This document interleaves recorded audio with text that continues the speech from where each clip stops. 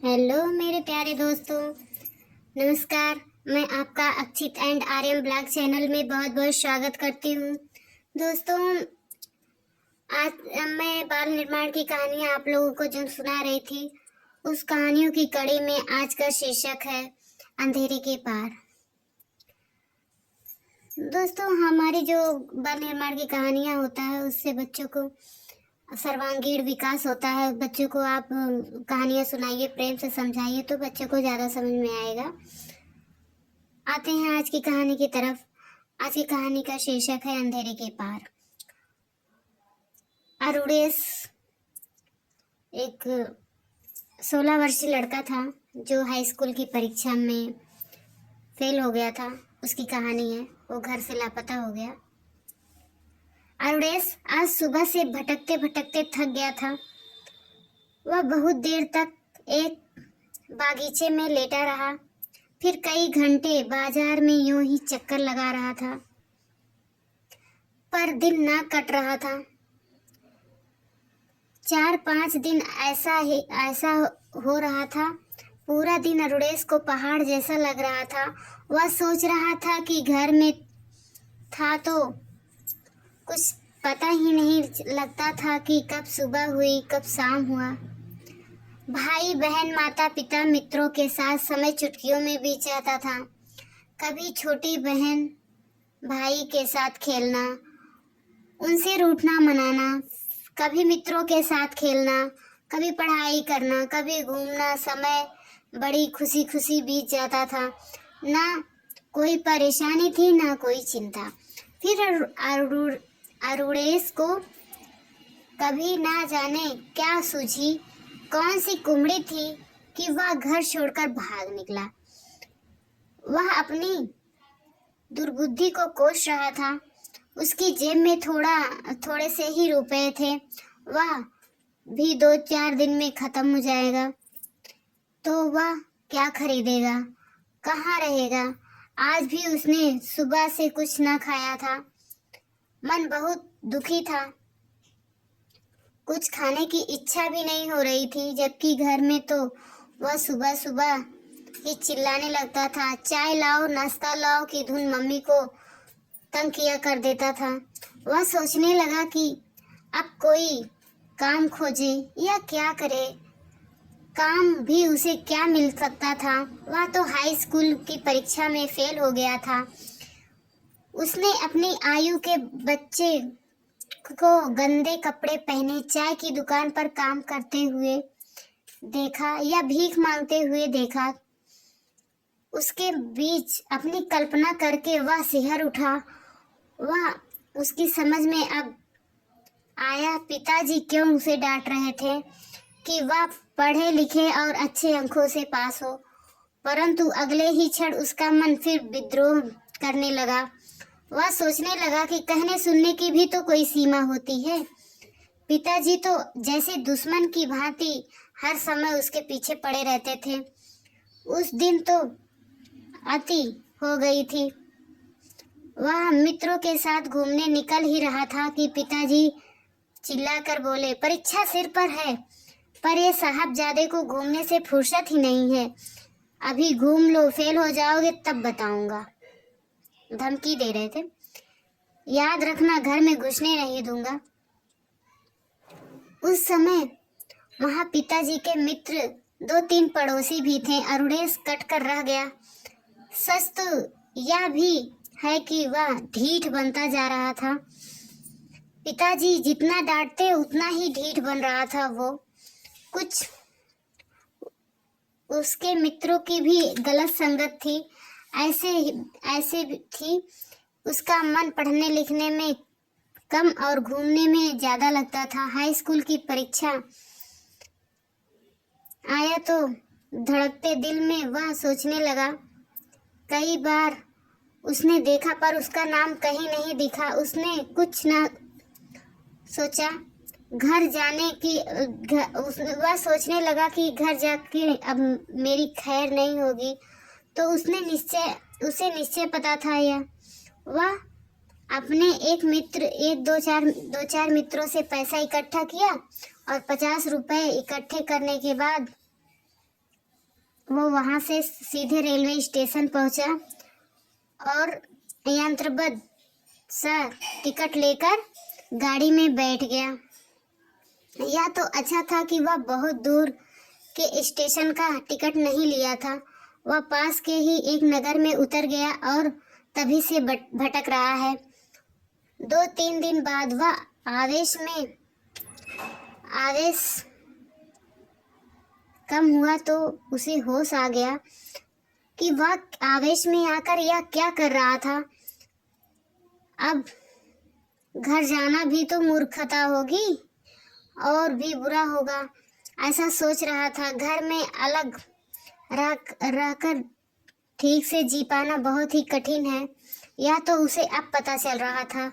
सोचते सोचते वह एक चाय की दुकान में पहुंचा। चाय को लड़के को चाय बनाते हुए देखकर उसे याद आया कि वह सुबह से कुछ नहीं खाया है। वहां बैठ गया और चाय और डबल रोटी का आदेश दे दिया। कुछ खा पीकर अरुणेश फिर वहां से चलकर भटकने लगा अपरिचित मंजिल की ओर।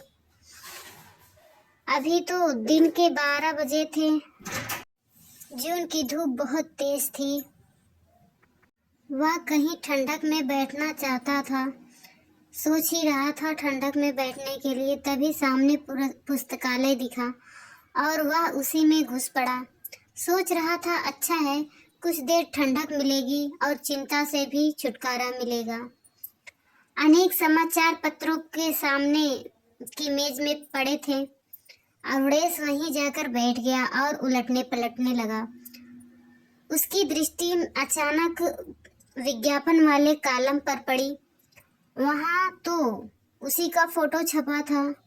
उसने धड़कते दिल से पढ़ा। नीचे लिखा था 16 वर्ष का लड़का, रंग गोरा, नीला पैंट शर्ट पहने, दिनांक 20 तारीख 6वां महीना सन 2018 से लापता है। पहुंचाने वालों को मार्ग व्यय तथा उचित पुरस्कार दिया जाएगा। नीचे उसके नाम संदेश भी लिखा था। प्रिय अरुणेश, तुम्हारी माँ, पिताजी, भाई बहन सभी बहुत व्याकुल हैं। तुम तुरंत घर चले आओ।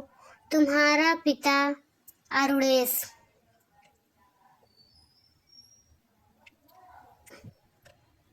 का दिल घबराने लगा। जोर नजरों से सामने इधर उधर देखा। अब वो चोर नजर से इधर उधर देखने लगा, कहीं कोई उसे देख तो नहीं रहा है। पुस्तकालय में उसका तेज गर्मी में कम ही आदमी थे। वह कुछ देर अखबार की ओट में मुंह करके बैठा रहा। उसके सामने पिताजी, माताजी, भाई बहन का चेहरा घूम रहा था। तो पिताजी ने भी मुझे माफ कर दिया। मैं भी कैसा मूर्ख हूँ, कैसा पागलपन कर बैठा, वह सोच रहा था। अब कभी भी उसे पूरी विश्वास नहीं आ रहा था। उसे अभी भी पूरी तरह विश्वास नहीं आ रहा था कि पिताजी उसे माफ कर दिए हैं। कहीं कोई देख ना ले, इस भय से वह पुस्तकालय से भी जल्दी उठ गया। अब उसे अपने पकड़े जाने का डर लगने लगा था। वह कहीं एक निर्णय पर नहीं पहुंच पा रहा था। चलते चलते एक बरगद की छाया में कुछ पल खड़े होकर सुस्ताने लगा। वहीं चादर फैलाए एक ज्योतिषी बैठा था। अरुणेश ने सहसा ही अपना हाथ सामने फैला दिया। उसने उसे ऊपर से नीचे तक गहरी दृष्टि से देखा। लाल चेहरा, अस्त व्यस्त वेशभूषा, मुख पर चिंता की गहरी लकीरें। वह तुरंत समझ गया कि जरूरी कोई गड़बड़ है। ज्योतिष तो अधिकतर मनोविज्ञान को पहचान कर ही बात बता देते हैं। उसने कहा, गलत कर रहे हो, रास्ता बदलो, अभी तभी सुख पा जाओगे। अरुणेश ने समझा कि ज्योतिषी ने हाथ देखकर सारी बातें पता कर ली है। उसने पूछा, पिताजी नाराज तो नहीं होंगे?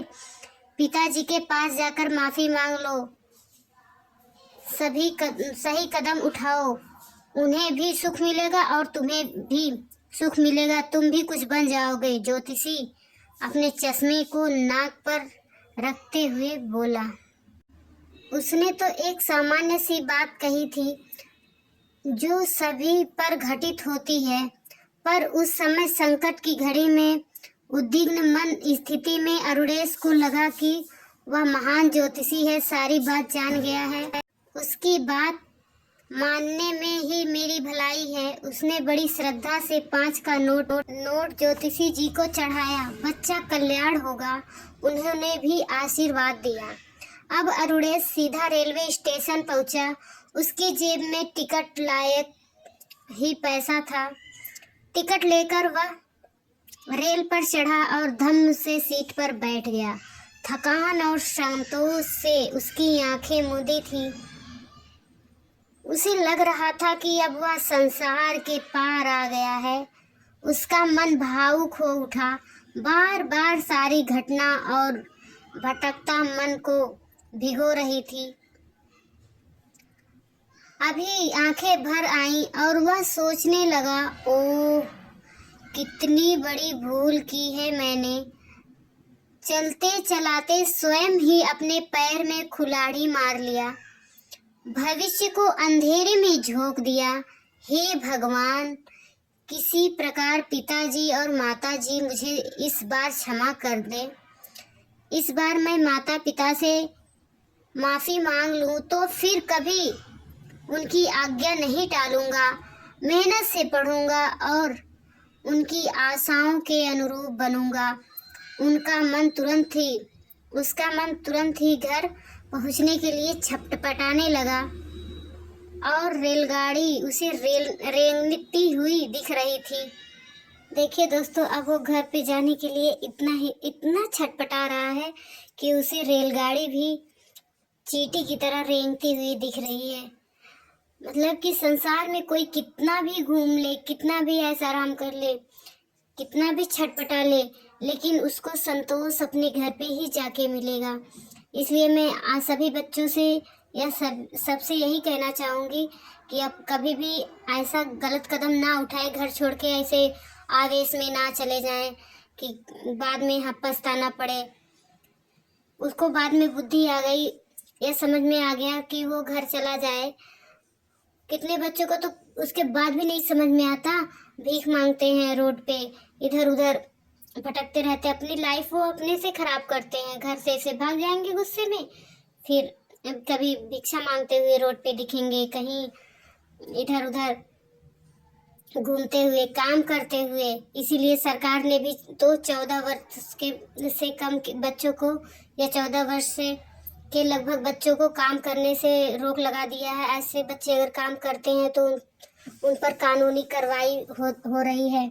इसलिए सभी अभिभावक और सभी लोग इस तरह बच्चों को समझाइए कि ऐसा काम ही ना करें। वो बच्चों को प्रेम से समझाने पर ही समझ में आएगा, या इस तरह की कहानियाँ सुनाएंगे तो समझ में आएगा। इसलिए आप अपने बच्चों को समझाते रहिए, अच्छी अच्छी कहानियाँ सुनाते रहिए।